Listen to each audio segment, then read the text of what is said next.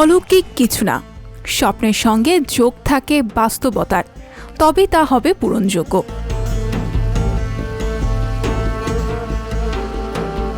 ছোটবেলায় ইস্তাম্বুলের রাস্তার hawker Recep Tayyip এরদোয়ানের স্বপ্নের পরিধি আমাদের অজানা।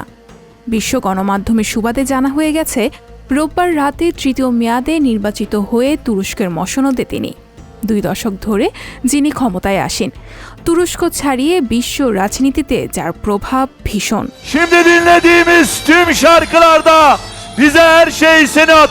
ধারে কাটেন আবার ভারেও কাটেন এমন এক নেতা এই এরদোয়ান। প্রথম রাজনৈতিক আদর্শে দীক্ষা, দলের নেতৃত্বে আসা, ইস্তাম্বুলের মেয়র পদের দায়িত্ব, এরপর পদচ্যুতি ও কারাবাস, বিচিত্র এমন সব অভিজ্ঞতা থেকে এখনের মুহূর্ত পর্যন্ত যার রাজনৈতিক চালে স্পষ্ট হয় মুসলিম শাসিত অটোমান সাম্রাজ্য আবার তিনি ফেরত চান, আবার তা পুরনো তরিকার খলিফা হয়ে নয়। ইউরোপীয় ইউনিয়নের সঙ্গে মিলেমিশে ইসলামী রাজনৈতিক দর্শনের রাজনীতিতে আচ্ছন্ন এই নব্য সুলতান সুলেমান।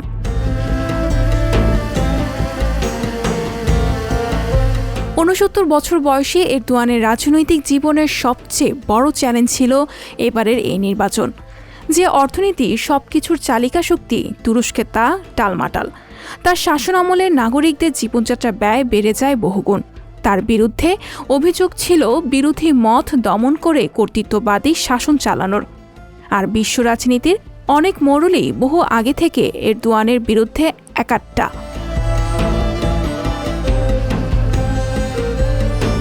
ভোটের মৌসুম নাগাদ প্রকৃতিও যেন বিরূপ হয় তার প্রতি।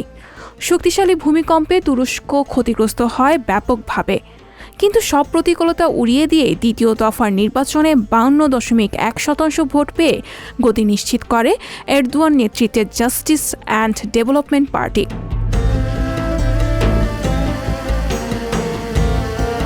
সেকুলার কামাল আর্তাতুকের তুরস্ক বাকবদল হয়েছে এরদোয়ানের প্রাধান্যের পরাশক্তি।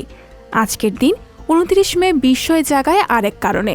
1453 সালে অটোমান শাসক সুলতান দ্বিতীয় মেহমেদ টানা 53 দিন অবরোধ শেষে এদিন ইস্তাম্বুল কবজা করেন।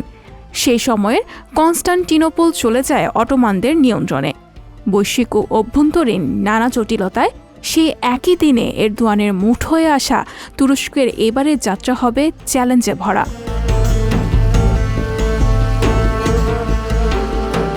আন্তর্জাতিক ডেস্ক, সংবাদ প্রকাশ। Türkiye'yi çok seviyoruz. সংবাদ, ফিচার ও অনুষ্ঠানের জন্য ভিজিট করুন সংবাদ প্রকাশের ওয়েবসাইট এবং যুক্ত থাকুন ফেসবুক পেজ ও ইউটিউব চ্যানেলের সঙ্গে।